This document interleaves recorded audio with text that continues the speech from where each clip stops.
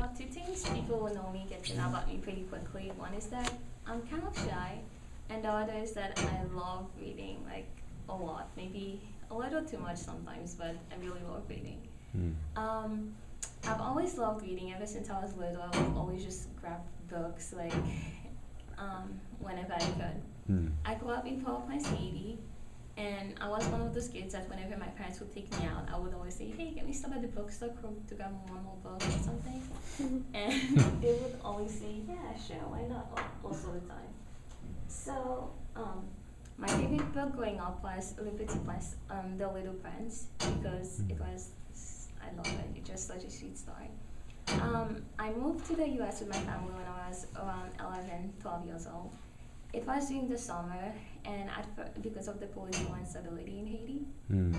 at first I thought we were just going to stay for the summer to visit my grandma and my aunt.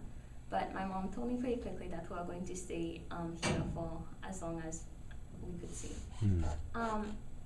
I was very devastated because I really loved Haiti, and I was very sad to not be able to go there anymore Mm. because that's where everything I ever knew was. But there were two things about Boston that I really liked. I loved the buildings. Everything was just so beautiful and different, and there were so many different types of buildings. Mm. And I absolutely loved the libraries. Mm. In Haiti, there were libraries, but a lot of them were associated with universities and stuff. Kind of like the UMass library, except much smaller. Mhm. And all the books weren't exactly aimed at children. They were all about how to be a great engineer, how to be a great doctor, like academic books. Mm. So when I first walked into the library near our house in Boston, I was flabbergasted. There were just so many different colorful books as far as I could see. And I just wanted to run there and grab all of them. So I walked into the children's section, and then I see this beautiful book. So I grab it, and I open the first page. I'm like, this is weird. I can't understand anything that's written on there. So I go and I grab another book, and I open it again, and I can't understand anything. And that's when I realized I don't know how to read English.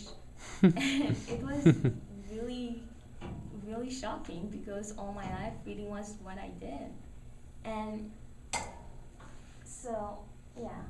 And it was really awkward because the pictures were very beautiful. The artist did beautiful jobs, but I just couldn't understand anything.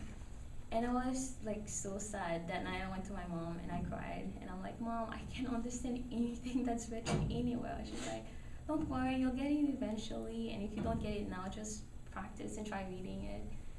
You'll get it eventually." And I took her word for it because she's my mom. She was always right. So for the rest of that summer and during the school year, every day after school, I would drag my sisters along. I have three sisters, by the way. They're all younger. One's 1 year younger, the other 8 years apart. So I would drag them to the library and would grab a dictionary and just sit in the children's section until the library closed, just trying to read.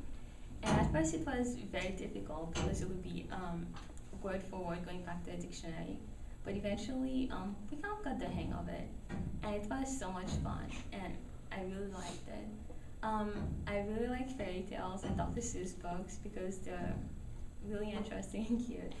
And then I still remember the first full, not aimed at little kids book that I read was The Giver. And it was very fascinating. And Great I loved book. it. And I felt so happy at that moment when I finished reading it. I was like, wow, I can actually do this now. And then from then I moved on to other books and more sci-fi and Shakespeare. And I've loved reading ever since. And I started thinking, you know what?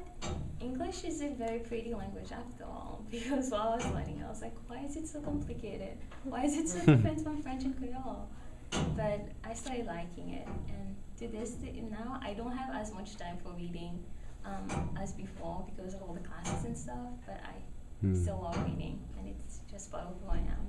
And that's it.